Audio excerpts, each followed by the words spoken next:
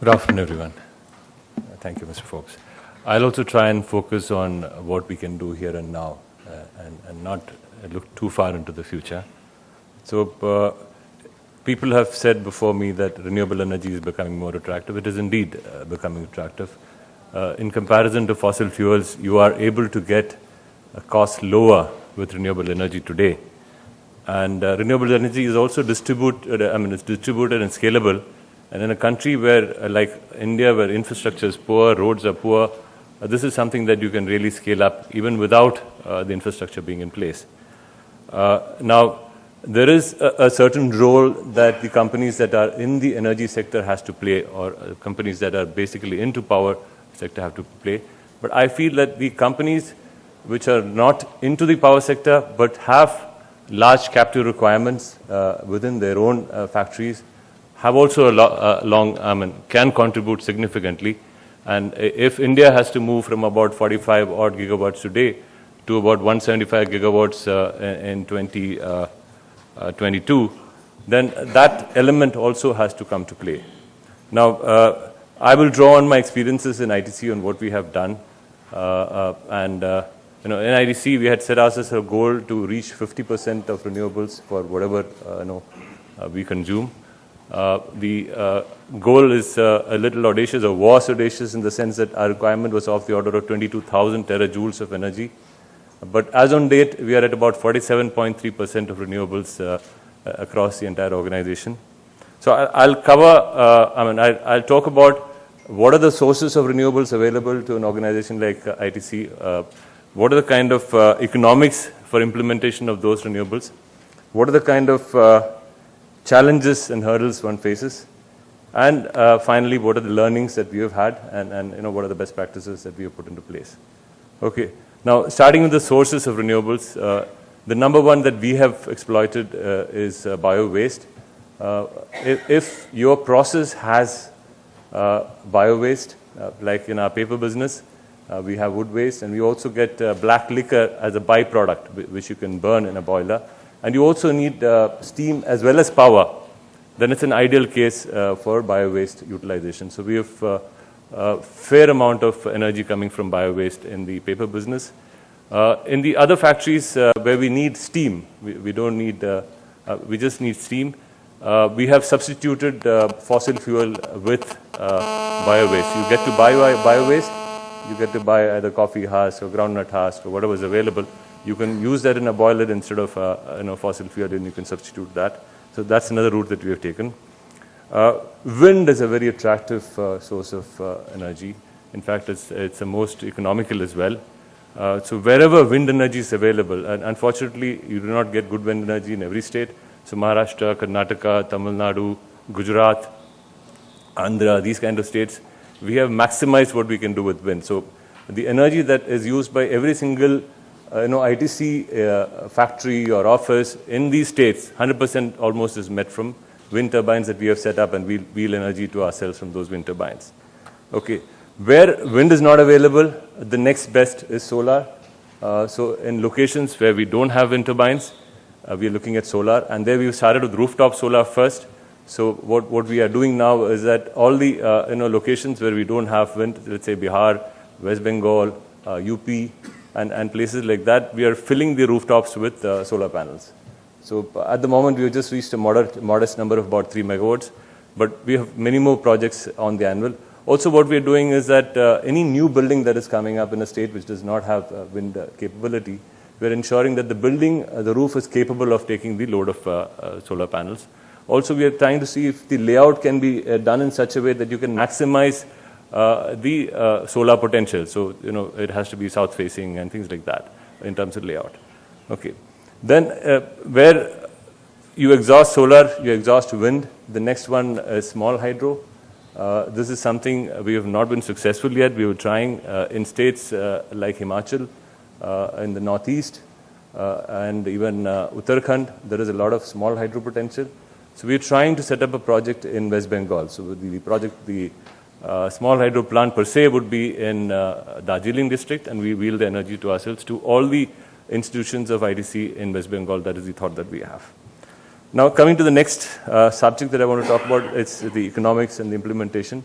What does it mean? So if you have bio-waste in your process and it's a no-brainer, you can use it, you can generate energy.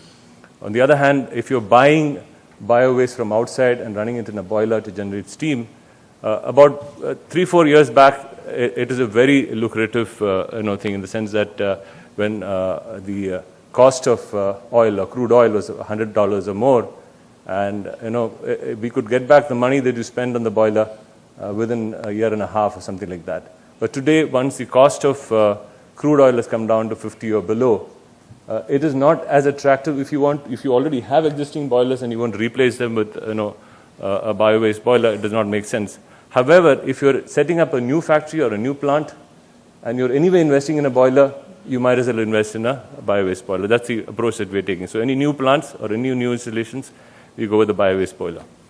Okay, and today the cost of generation of steam using bio-waste and fossil fuels are more or less on par. Maybe bio-waste is slightly higher, but our bet is that long-term bio-waste would be a better bet in terms of costs as well, apart from the fact that you're greener in what you're doing.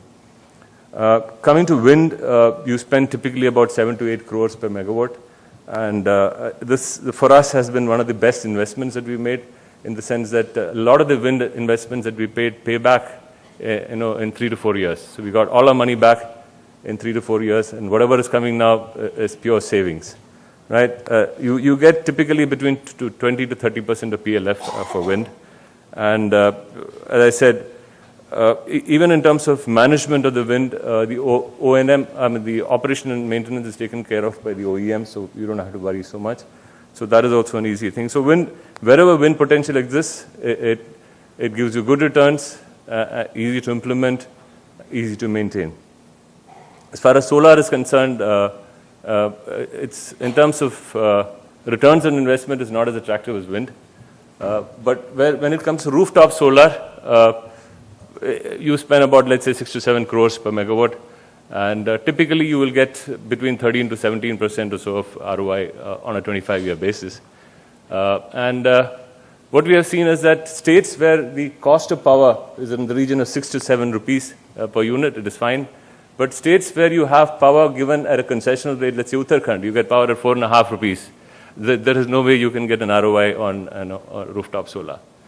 So the other thing that we are looking at is once you've exhausted rooftop, you can also set up solar farms outside. You can do an off-site solar. You buy land, you set up a solar farm of your own, wheel the energy to yourself. This is something we're trying to do in UP. So we're trying to look at a 10 megawatt kind of a solar farm. There, the issue is that while the cost of setting up the plant per se may not be so high, you have to add the cost of land. You also have to add the cost of evacuation. Maybe the panels per se will come a little cheaper because of the scale. But you have to spend maybe 15% odd for wheeling, banking, all those charges. So by the time you get energy to yourself, it becomes a little bit more expensive. So we're just struggling with that in the sense that in UP, we're getting an ROI of about 11% or thereabouts. We're just trying to see what we can do to sort of improve it, get it to some level where we can take a decision on investment. Then coming to small hydro, it is in terms of cost per megawatt, it's perhaps the highest. It costs 10 to 15 crores per megawatt, depending on what kind of project. It also has the longest gestation period. It will take you about 3 to 5 years, perhaps, to get the project going. And however, it has the highest PLF. You can get, if you get a good site, you can get 50%, 60% kind of PLF. The issue with small hydro, at least the problems that we are facing, is the states where we're looking at it. The kind of regulations are not yet fully in place. So wheeling, banking, things like that are a challenge. And small hydro also requires a lot of approvals, including land, including from the water authorities. So getting approvals is an extremely difficult kind of a thing. We've been struggling for the last 2 years. We have not been able to get any kind of approvals, though we have more or less decided that we want to do it. This is for West Bengal. So coming to the other challenges and the hurdles that I have experienced myself. Number one, there is an inherent conflict between the power utilities and companies like this, because what you're doing is that they are anyway starved of cash. Most of them are bankrupt. Now, if you are, for example, I have a factory in UP which is very close by, Saharanpur. it pays about 70 to 80 lakhs or up to 1 crore per month to the local power utility. Now, if I were to, perhaps we are the only good paying customer for them. I don't know how many other people pay. In fact, many months they come to us and ask us to pay in advance because the guys have not met their target. They come and request us, can you pay in advance, even if the month is not over. So if I set up a solar farm, let us say, nearby, and I wheel the energy to myself, that power utility will have no revenue. So for sure, they will not be very encouraging, or they will try their best to stop us from doing it. So that kind of a situation exists everywhere. There is a conflict of interest in companies doing this, in that the power utilities per se will lose their revenue. Okay, then the other aspect is, in terms of clarity on wheeling and banking. Now, in some states, let's say in the southern states of Karnataka, Andhra, Tamil Nadu, there is a lot of instances of people, generating power like this and wheeling it to themselves. But if you come towards the north, UP, West Bengal, Bihar, there is no such precedence. While the laws are there on paper, nobody has actually used it, and to that extent, nobody knows. So you go to the top and talk to, let's say, a chief secretary or something like that. They're very happy that you want to invest, but you go down to the officials and start talking, nothing moves. Okay, so that's a serious problem. The other aspect for, again, organizations which have large capital requirements is the fact of interstate wheeling. Now, if you look at the country, some states have abundant, renewable resources. Not every state has. So, Gujarat has a lot of solar. You go to the south, Tamil Nadu has the largest number of wind farms. But if you come to states like West Bengal, it's neither here nor there. Solar is a little bit of a problem. Even there is no wind. Can I generate wind energy in Tamil Nadu or Karnataka and wheel it to myself in West Bengal? It's a big problem. Okay, so any state-to-state transfer of energy today is a big issue. It is there on paper, but when you want to try and implement it, it just doesn't work out. Because there are too many people involved, and you're not able to get any clarity on how the whole mechanism will work. In fact, I must talk about this. We set up about 46 megawatts of wind turbines in the state of Andhra Pradesh. This was about 2 years back, or a little over 2 years back. And around the time the wind turbines were about to be commissioned, the state split into two. So what happened was the 14 megawatts was meant for entities that were in Andhra per se, and the remaining 32 megawatts was meant for entities that went into the new state of Telangana. It so happened that the new state had no regulations. There was no, again, since it has become two states, you cannot wheel the energy. For about a year, we kept those 32 megawatts of wind turbines idle because we couldn't do anything about it.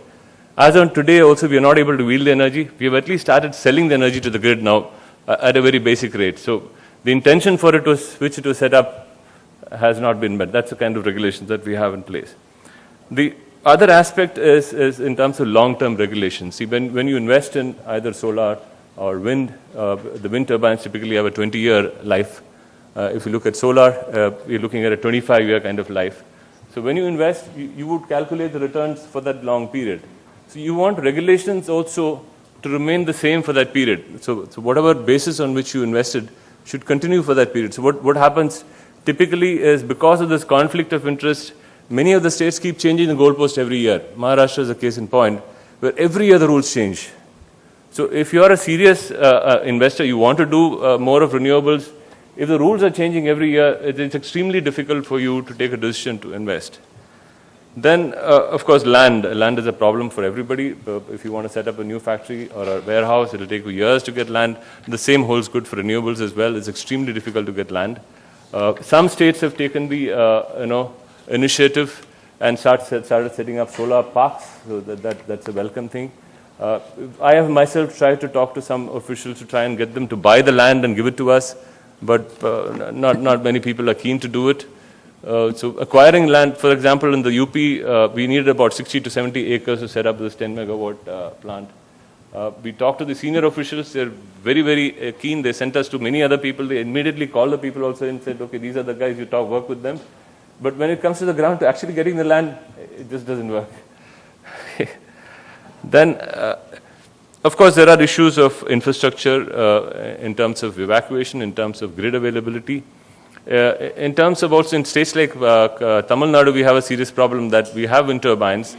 In the peak wind season, which is, let's say from May, June, July, or June, July, August, what happens is that all the wind turbines are generating at peak. So very often, the grid is not able to take the power that comes.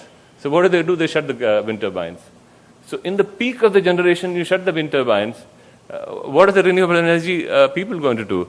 It's a serious issue, so much so that last year the grid availability was of the order of 70% or even lower in most of the sites that we had. Fortunately, this year there's been some dialogue, there has been some work done. It is looking like 90% plus. But that's another serious issue, that entire management, perhaps the kind of smart grid or whatever method that you adopt, is sort of being talked about but not yet in place. So when renewable energy is available, how can you utilize it to the best is something that we still are struggling with.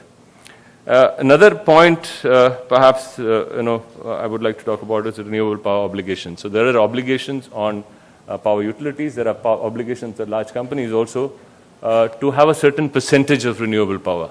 But if you go across the country, those are more or less on paper. Very few states have actually enforced them. So if the state starts enforcing it, two things will happen. One is that the companies like ITC, if they don't have renewables, will have to necessarily invest in renewables, or they will have to buy RECs. Power utilities also will be forced to invest in renewables or buy RECs.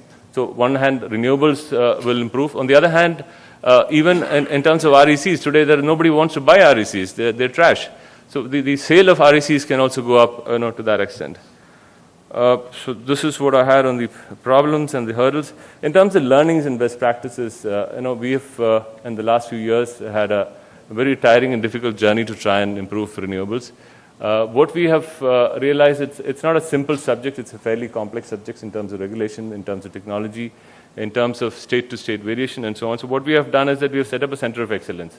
So we have a center of excellence which looks at how do we drive renewables across the organization. So what this center does first is it looks at planning. So we have many businesses in ITC, and each one doesn't know what the other one is doing. So within the same state, you may have many factories being set up at the same time. So this first point is to state by state, they look at planning. They look at what is the current requirement of energy, what would be the requirement of energy year 1, year 2, year 3, year 4 down the line, what are the sources of renewables available, and how do I plan investments so that I have enough renewables by the time those plants come online. That is the first point. Second is that regulations are fairly complex, and regulations keep changing year on year. So how do you track regulations centrally and make sure that you don't fall foul with them? If you're a running plant and some regulation has changed, you don't meet the regulation, either they'll shut your plant down or you'll have to pay huge penalties. It's happened to us. In Maharashtra, it's happened to us many times. So somebody has to track what's happening on a day-to-day basis and make sure that you're falling in line. Even in terms of things like technology evaluation, the technology is fairly complex. And with every project we learn. So can we have a central repository where we capture all the learnings? And that can be made available to everybody. So whether it's technology evaluation, whether it's vendor evaluation, whether it's price discovery. So all that is available centrally, and it's made available to people. And also what we realize is that any of these renewable energy projects, the project is not over once you've commissioned the plant. Okay. The lifetime of a wind turbine, as I said earlier, is 20 years. Of a solar is about 25 years. So once you've set it and it's running, you can't all walk away. There is a lot of work to be done to make sure that it gives you the same amount of energy year on year. So there's a lot of learning on the maintenance practices that we have brought to bear, and that is also maintained by this particular center. I'll give you an example. In wind turbines, we invested in wind turbines in Karnataka first and Tamil Nadu. First 2-3 years, they were doing very well. After that, all of a sudden, breakdown started all over the place. Okay, and then the OEMs are maintaining those wind turbines. They give us reports saying everything is fine. But there was some kind of a conflict of interest in that most of the companies which are into wind turbines were financially in difficulties. So they were more busy trying to garner more business for themselves than spend money on maintenance. So that is a serious issue. So after the wind turbines became 3 or 4 years old, you have serious breakdown. So what we have done is that we have engaged something called an owner's engineer. So you have an expert agency who puts one engineer per site. So your site may have 20, 30 turbines of yours. And what he does is he monitors every single thing that should have been done on the turbine from a maintenance schedule. Has it been done properly? He monitors the health. He liaises with the OEM who's doing the maintenance. If things are not getting done, he also alerts us. He gives a full report on what's happening. So that's one thing that we've done. Another thing that we have done is that you also need to do a health check of the turbines. You notice mostly that all the breakdowns happen in the peak wind season, let us say, because the wind turbines are stressed the most when the wind is the maximum. So in the lean season, if you can do a proper health check, get an expert like SKF or somebody who can do a proper health check of the turbine and make sure all the actions are taken in advance before the peak wind season, then you will get much more generation out of that. Likewise, on solar also a lot of learnings. I think I've perhaps exceeded my time, so let me not. Just to conclude, I think I've given you a glimpse of what large companies which have a huge in-house requirement, in-house captive requirement, can possibly do to ride this renewable wave, and what the company that I come from has done, and the learnings that I've had in some sense. So I'll be happy to take your questions later after the session is over or in the final stages of the session. Yeah, thank you.